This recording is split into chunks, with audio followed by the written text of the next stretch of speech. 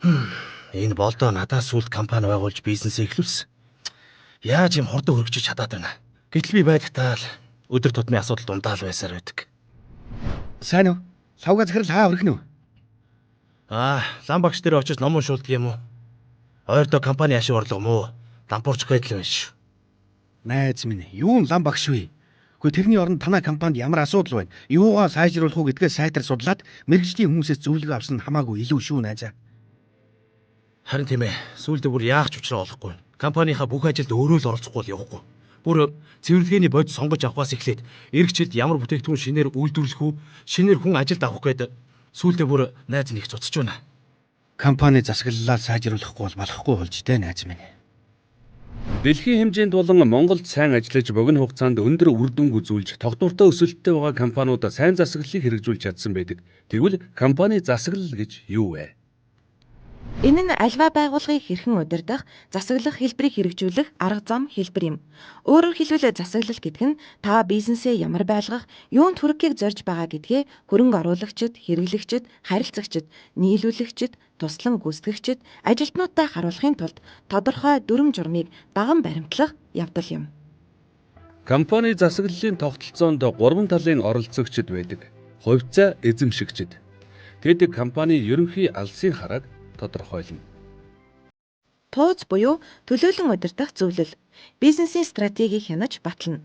Удирдлагын үйл ажиллагаанд хяналт тавьдаг. 3 дахь оролцогч бол гүйцэтгэх удирдлага юм. Энд компани удирдлага стратегийг боловсруулж өдөр тутмын үйл ажиллагааг явуулдаг. Хувьцаа эзэмшигчид нь хөрөнгийг эзэмшиж, бизнесийг капиталаар ханган хяналтын зорилгоор туузыг томилно. Тууз нь удирдлагын гүйцэтгэлийг хянаж, энэ үйл ажиллагаагаа хувьцаа эзэмшигчдэд тайлагнана. Гүйцэтгэх удирдлага нь төлөөлөн удирдах зөвлөлөөс олгосон эрх хэмжээний хүрээнд хэлцэл хийх, гэрээ байгуулах, компанийг төлөөлөх зэрэгээр компани нэрийн өмнөөс итгэмжлэлгүйгээр үйл ажиллагаа явуулна. Манай компанид ч надаас өөр удирдах албан тушаалтан байхгүй шүү дээ. Би өөрөө л хамаг ажлаа зохицуулж, эхнэр маань харин хаяа тусалдаг. Энэ компани засаглал гэдэг чинь танах шиг том компанид хамаатай юм шүү. Үгүй дээ. Харин ч жижиг дунд бизнесүүд засаглалын хувьд анханасаа зэгцтэй зөв явбал олон давуу талтай байдаг юм шүү дээ. Компани засаглал гэх энэ ойлголт нь хөрөнгийн биржид бүртгэлгүй компаниудад ямар ач холбогдолтой вэ? Нэгдүгээрт нэгдэх, хамтрах, хөгжөхөд компанийн засаглалын зарчмуудыг ашиглах боломжтой. Хоёрдугаарт компаниас хүртэх урт хугацааны ашгийг хамгийн их байлгахад компани засаглалын зарчмуудыг ашиглах боломжтой. Гуравдугаарт хамгийн бага хүүтэй зээл, хамгийн хямд их үүсвэр олоход компанийн засаглалын зарчмуудыг ашиглах боломжтой. Дөрөвдүгээрт компанийхаа хөгжил цэцгэлтийн төлөө хамгийн шилдэг мэдлэг, ур чадвар, оюун ухааныг ашиглахад компани засаглалын зарчмуудыг ашиглах боломжтой юм.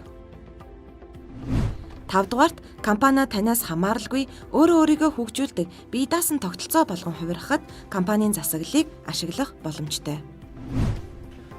Бизнес нь хөгжлийн аль шатандаа яваа, цар хүрээ зэргээс үл хамааран компани зөв удирдах, илүү өндөр үр дүн, өсөлтийг зүгээр л хүсээд өөрөө л ганцаараа зүтгэхэд байх бус компани засаглалаа сайжруулах нь чухал юм байна.